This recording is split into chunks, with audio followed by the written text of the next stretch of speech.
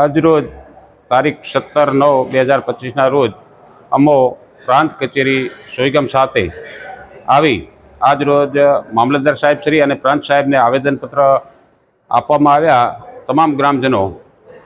આમાં વસ્તુ એવી છે કે અત્યારે હાલ અમારા ગામે ફૂટિયો તળાવ ભરાયેલું છે, એમાં લગભગ 10-20 ફૂટ પાણી જેટલો ભરાયેલો છે।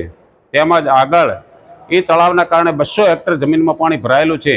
અત્યારે સતંદર પાક નિષ્ફળ થઈ ગયેલો છે અને આ પાણીનો નિકાલ યોગ્ય ના થાય તો આવતા સમય શિયાળામાં કે ઉનાળામાં અમારે વાવેતર થઈ શકે એમ નથી અને તમામ ખેડૂતોને રાતા પાણી નહીં પણ રાતા લોહીએ રોવાનો વારો આવી ગયો છે, કારણ કે અત્યારે અમારો પાક નિષ્ફળ થયો અને શિયાળો ઉનાળો બધો મારો પાક નિષ્ફળ જવાનો છે। જો આ પાણીનો નિકાલ યોગ્ય ના કરવામાં આવે તો અમારો પાક નિષ્ફળ જવાના અત્યારે તો ગયો જ, પણ શિયાળો ઉનાળુમાં પણ અમે પાક લઈ શકવાના નથી।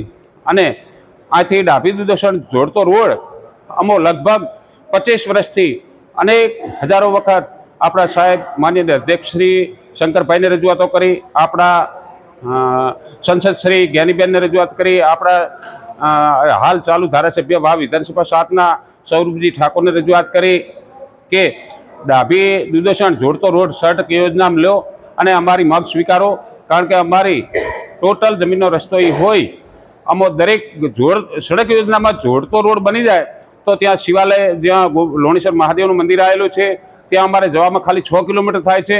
અત્યારે હાલ આ પાણીના કારણે અમારું ખેતર ગામથી 1 કિલોમીટર આવેલું છે અને અત્યારે એ ખેતરમાં જવું હોય ભાડા લેવા તો 25 કિલોમીટરનું અંતર અમારે કાપવું પડે છે।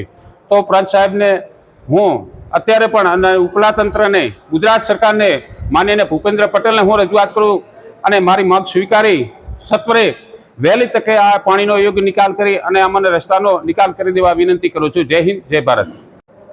વિજયભાઈ માંજીભાઈ રાવલ, ગામ ડાભી, એક પીડિત ખેડૂત। અમારા ગામની અંદર ગામ સીમમાં એક તળાવ આવેલું છે જેની અંદર હાલ 10 થી 15 ફૂટ પાણી ભરેલું છે અને એના કારણે પાછળ લગભગ 250-300 એકર જમીન છે જ્યાં જવાનો રસ્તો નથી। તળાવનું પાણી ખારું, તળાવ ખારું છે, એના કારણે આવનારા સમયમાં જમીનો ખારી થવાની બીક છે। એ માટે અમે આજ રોજ સોયગામ પ્રાંત સાહેબને, મામલતદાર સાહેબને આવેદનપત્ર આપવા આવ્યા હતા કે સત્વરે પાણીનો નિકાલ થઈ શકે એમ છે। નજીકમાં નર્મદા નિગમની માઇનોર કેનાલ છે જે રણમાં જાય છે, એના થ્રુ પાણીનો નિકાલ થઈ શકે એમ છે। 200 ફૂટ જ દૂર છે તો અમને પાણીનો નિકાલ કરી આપે અને રસ્તો ચાલે એવો કરી આપે, નહીંતર અમારે 1 થી 1.5 કિલોમીટર માટે જજામ દૂધસણથી ફરી અને 20-25 કિલોમીટર માટે ફરવા જવું પડે છે। અને બીજું બધી જમીનો ખારે જતી રહે એમ છે જો એક તળાવનું પાણી ખારું નિકાલ ના કરે તો। અને વાત રહી રસ્તાની, તો ડાભી દૂધસણ 2 ગામની કનેક્ટિવિટી જોડતો રસ્તો છે જેને એ સમયે અત્યારના વિધાનસભાના અધ્યક્ષ એ સમયે વાવના ધારાસભ્યશ્રીને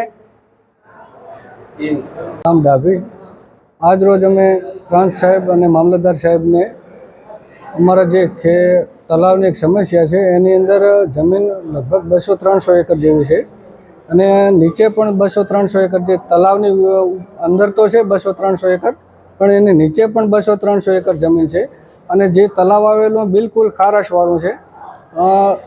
પાણી જ્યારે વરસાદ પડે ત્યારે 1 મહિનો સતત સારું રહે, એના પછી સતત પાણી ખારું થઈ જાય છે અને એ સત્વરે એનો પાણીનો નિકાલ થાય જેથી કરીને ઉપરની જમીન અને નીચેની જમીન બે જમીન અને ફાયદો થાય એમ છે। એટલે અમારી સરકારશ્રીને અને વિનંતી છે કે એ પાણીનો યોગ્ય નિકાલ કરે, કારણ કે કોઈ પાણી કામ લાયક કે સિંચાઈ લાયક કે કોઈ પશુ પક્ષીને પીવા લાયક પાણી રહેતું નથી।